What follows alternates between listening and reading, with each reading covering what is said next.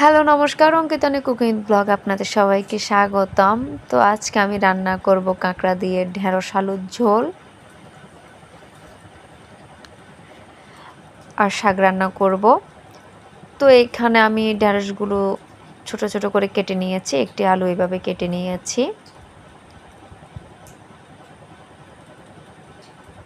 এখন চুলায় কড়াই বসিয়ে দিয়েছি, কড়াই গরম হয়ে গেছে, তার মধ্যে তেল দিয়ে দিলাম 5 ফোড়ন এবং তেজপাতা।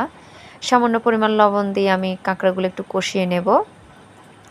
আমার কষানো হয়ে গেলে তার মধ্যে ঢেঁড়স এবং আলুগুলো দিয়ে দিলাম, দিয়ে আবার কিছুক্ষণ নেড়ে তার মধ্যে কাঁচামরিচ দিয়ে দিলাম, পরিমাণ মতন লবণ, হলুদ, সামান্য পরিমাণ মরিচের গুঁড়া, জিরে গুঁড়ো দিয়ে এগুলো একটু কষিয়ে নেব সামান্য পরিমাণ পানি দিয়ে।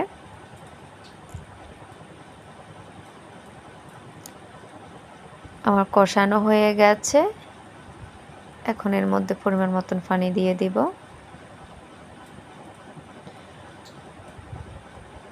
তো যদি ভালো লাগে অবশ্যই আমার চ্যানেলটি সাবস্ক্রাইব করবেন এবং কমেন্ট অপশানে জানাবেন কেমন লাগলো আজকের রান্না। সবাইকে অসংখ্য ধন্যবাদ আমার পুরো ভিডিওটি দেখার জন্য।